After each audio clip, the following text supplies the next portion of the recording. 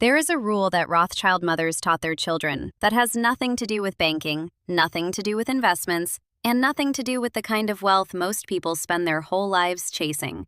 It is a household rule. 3 numbers, written in a small notebook, kept at a kitchen table. And it is the reason that families' wealth did not just grow, it stayed. Most people hear the name Rothschild and they think of banks, of empires, of power so large it feels untouchable. But almost no one asks what was being taught inside their homes. Almost no one asks what their mothers were saying to their daughters at the kitchen table before anyone was old enough to open a single account or sign a single document. That is where the real teaching lived, not in the boardroom, in the home. And here is what I want you to understand before we go any further. The reason most families cannot hold money, the reason you can work hard, earn well, save something, and still watch it slip through your fingers by the end of the month is not because of what you are doing wrong outside the home. It is because of what was never taught inside it.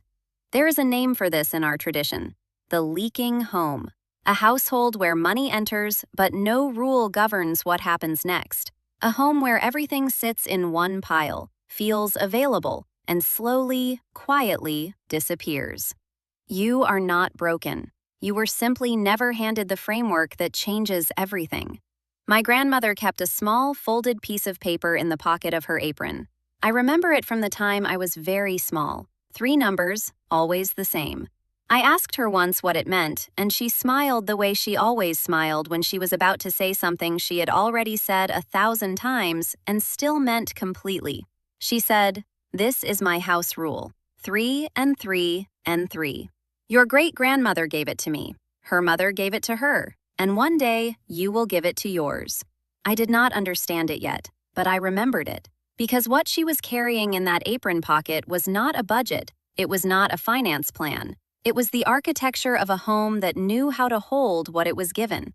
The Rothschild family is the most studied, wealthy Jewish family in modern history. But the studies always begin too late. They begin with the banks, the alliances, the strategy. They never begin with the mothers. They never begin with what was being passed, quietly and deliberately, from a woman's hands to her daughter's understanding, inside the home, before the world ever saw a single result.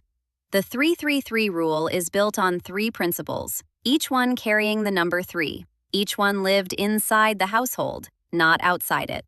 Let me give you the first one. The first 3 is this: never spend new money within 3 days of receiving it. When money arrives, a paycheck, a gift, a windfall, anything, it does not move for 3 days. It sits. It cools. Imagine a wallet placed on the kitchen counter, coins resting beside it, a drawer slowly closing over both. 3 days. This is not waiting out of indecision. This is a deliberate cooling rule. In the Talmud, there is a teaching that a person must not act on a matter while their heart is still stirred. And the heart is always stirred when money arrives. There is an energy that comes with new money: excitement, relief, urgency, the sudden awareness of everything you have been wanting. That energy is not wisdom. That energy is spending dressed up as need. My grandmother called it hot money. She would say, "Money that arrives hot must be set down to cool." She meant it literally. She would place whatever came in, any amount, in the kitchen drawer beside the bread box, and she would not touch it for 3 days. Not because she was rigid, because she knew that the version of herself who waited 3 days made entirely different decisions than the version who acted immediately. The 3-day pause is the first wall between a leaking home and a home that holds. Try it tonight.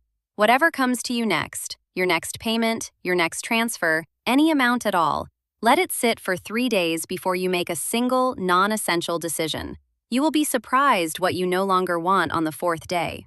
The second 3 is this: every sum of money that enters the home is divided into 3 portions before anything else happens. Not after the bills, not after the groceries. Before. Imagine a loaf of bread on a wooden table being broken into 3 pieces, each placed in its own corner. That is the image. 3 envelopes, 3 jars, 3 corners of a drawer.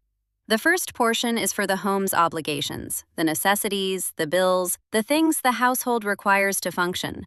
The second portion is for the future, Savings, something set aside for the next generation. The money that does not get touched because it is not for now. It is for what comes after now. The third portion is for tzedakah, giving. This is the piece that most people outside our tradition find strange. Why give when you are not yet wealthy? Because in Jewish home wisdom, the third envelope is not charity in the way most people understand that word. It is the activation of flow. My grandmother taught me that a closed hand cannot receive. She said, a home that only takes in and never releases becomes like a room with no windows. The air grows stale. The third envelope keeps the air moving. Rothschild mothers reportedly kept physical envelopes, visible, labeled, sitting on the kitchen shelf where the whole family could see them. This was intentional. Money that is divided before it is spent stops feeling like a single pile that can be consumed all at once. The single pile household is the leaking home's closest companion. When everything sits together, everything feels available. When everything is separated, the home has order. And a home with order holds wealth in a way a disordered home simply cannot. This is not budgeting. Budgeting is a modern invention. This is architecture. This is the structure of how a household receives and holds what it is given. The second three is the wall between receiving money and consuming it. And now, the third. The third three is the one that I believe changes not just your finances, but the way you see yourself inside your family's story. The third three is this. Every money decision in the home must be seen through 3 generations, not just yours. 3. Imagine 3 pairs of hands stacked on top of each other. A grandmother's hands, weathered and careful. A mother's hands, still and certain. A child's hands, small and open. Before you spend, before you borrow, before you give anything away, you hold the decision up to that image and you ask one question. Does this serve all 3? Does this honor what came before me, sustain what I am building now, and protect what I am handing forward? The Rothschild mothers taught this as a filter, not a restriction. It was not meant to make every decision difficult. It was meant to make most decisions obvious. My grandmother refused to buy anything for the home that she could not explain to both her own mother and her own daughter, not because she needed their permission, because that question alone revealed whether the purchase was for the household or for a feeling that would pass. A new coat for the winter, she could explain that to both. A luxury purchased out of envy for what the neighbors had, she could not. The 3-generation lens cuts through the noise. In Deuteronomy, the commandment to honor is not just backward-facing, it reaches forward as well. Jewish tradition has always understood honor as a living chain. What you do now is already the inheritance you are preparing for the person who comes after you. Most people make money decisions only for themselves, sometimes for their immediate household, almost never for the generation that has not yet arrived. And then they wonder why the wealth does not accumulate. It does not accumulate because it is only ever being decided for now. The third 3 asks you to hold a longer vision, not an impossible one, not a complicated one, just 3 pairs of hands, your mother's, yours, your child's. And the question, does this serve the chain? Here is what I want you to do tonight. Find 3 small containers. It does not matter what they are. 3 jars from the kitchen, 3 envelopes from a drawer, 3 small boxes, anything. Label the first one, now. Label the second one, later. Label the third one, forward. The next time money enters your home, any amount, it does not matter how small, divide it before you spend a single coin. Something into now, something into later, something into forward. You are not building a Rothschild bank account tonight. You are building a Rothschild home. And a Rothschild home is where it always began. Not in the vaults, at the kitchen table, with a mother's hands and a household rule that traveled down through generations because it was true and it worked. And the families who lived by it knew something the rest of the world had not yet been told. If something shifted in you while you were listening to this, I want you to write in the comments, I am building a 3-generation home. Write it as a declaration.